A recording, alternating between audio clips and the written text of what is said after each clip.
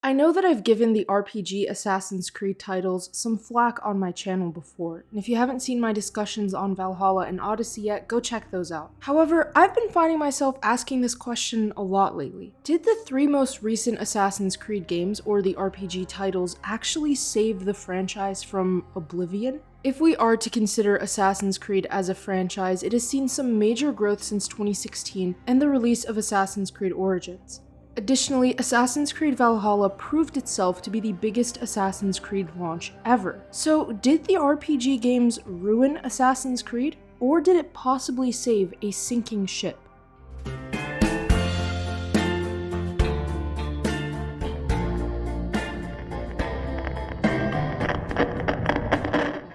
When Assassin's Creed Unity released, we saw the franchise take a massive hit from the onset. People were understandably upset at the state that Assassin's Creed Unity had released in, and many were upset with Ubisoft's handling of the title. Playing a broken game is never a fun thing. So the hit taken by Unity had a ripple effect, and it slammed the franchise as a whole. By the time Syndicate came out, people were angry with the series. Syndicate underperformed and suffered from many critical reviews that were angry at its repetitive combat, broken parkour, and lackluster story compared to other franchise entries. To put it simply, Assassin's Creed was on a downward spiral. For some time, Ubisoft took a break from releasing Assassin's Creed games and then headed back to the drawing board to redesign what it meant to be an Assassin's Creed game. That was when the team at Ubisoft announced its next project would be Assassin's Creed Origins, a semi-RPG adventure in ancient Egypt featuring the backstory behind the Hidden Ones, who would later become the Assassins. Understandably, hype was through the roof. Ancient Egypt is relatively one of the most popular settings in media that has been referenced and portrayed many times over in movies, books, and more. Not only that, but Assassin's Creed in ancient Egypt was a highly desired location by then. Additionally, the potential that an Assassin's Creed game had in such a setting was massive. Plus, this new Assassin's Creed looked more exciting, brutal, and intense, so people really couldn't wait. And the numbers speak for themselves. Assassin's Creed Origins sold 10 million copies worldwide. That's much more than Unity,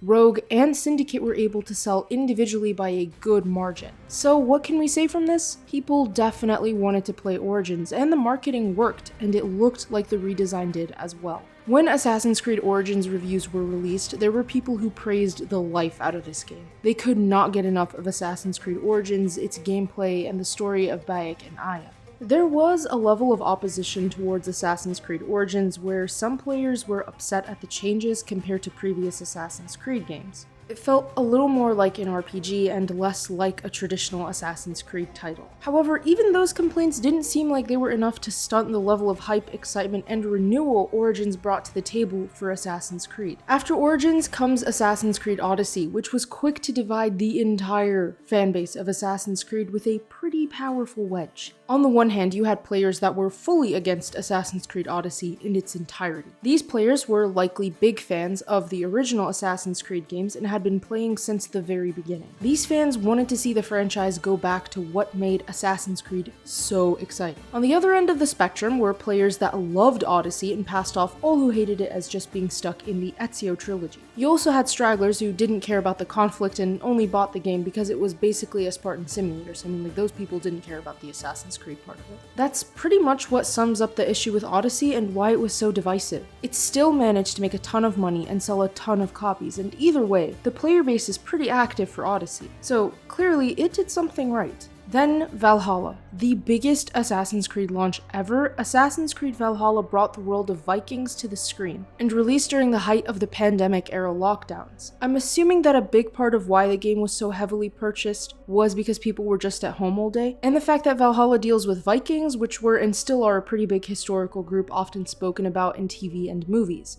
Just look at some of the more popular shows over on Netflix and you can just see that there's some pretty popular Viking stuff on it. But Valhalla managed to take an already divided fanbase and divide that fanbase up even more. Some people loved Valhalla and some people despised Valhalla. I actually made a review about Assassin's Creed Valhalla quite some time ago where I kinda ripped into it a bit, and you can just tell from the comment section on that video just how divided people are over this subject. Assassin's Creed Valhalla only doubled down on the RPG stuff and became very intensely RPG-like in nature. It didn't seem to really mirror any of the old-style Assassin's Creed, and that angered a lot of already angry fans. But still, look at how much money Valhalla made. Clearly it did well, and clearly it was a success. And as much as some of us may hate on Valhalla, it clearly has a large player base as well. So can we say that the RPG games ruined Assassin's Creed? Is that a fair statement to make when the RPG games basically saved the franchise from fizzling away? I mean, Assassin's Creed was basically going haywire because Unity and Syndicate were flops at launch, so what was next for the series? Descension into oblivion? Clearly not, because Origins seemed to pull it out of that darkness it was falling into. I know some people in the fanbase argue that Origins is when Assassin's Creed lost its identity, but Origins is also the game that brought the franchise back to life. It breathed new life into it, didn't it? All sorts of new people joined the Assassin's Creed fanbase when that game released, and now there are so many people actively playing Assassin's Creed again. People are talking about it and are excited and love it. People really care about Assassin's Creed, and the number of players is higher than it's been in some time. The hype for Assassin's Creed came back, and the biggest proof of that is just how hyped fans seem to be for Assassin's Creed Mirage. There are so many people excited about Mirage and excited for what Mirage has in store, but would we be at this point if it weren't for the RPG games breathing some more life in again? I will say that the RPG games did change Assassin's Creed. It changed the modern day story. It changed the style of the games. It changed player expectations for future titles. It changed a lot of the things that made Assassin's Creed very different when it first released. For better or for worse,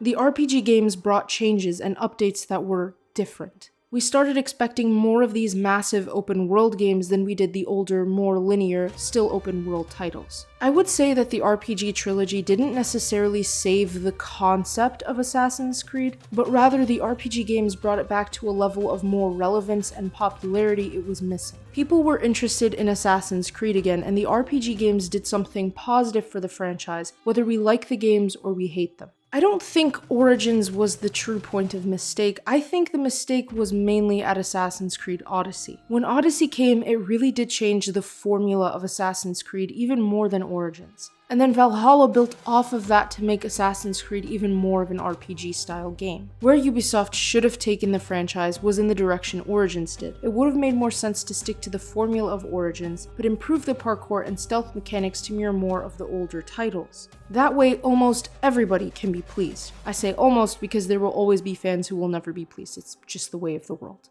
Who knows what's in store for Assassin's Creed though? Let's hope it doesn't disappoint. Thank you all for watching. If you enjoyed that video, feel free to leave a like and comment below your thoughts on the RPG Assassin's Creed games. Subscribe with notifications set to all so you never miss out on another upload. It's just an easy way to support the channel. Check out my military sci-fi series and my newspaper. The links to those are in the description below. Follow me over on Instagram for some virtual photography. Thanks again, and until next time, Symbiosis out.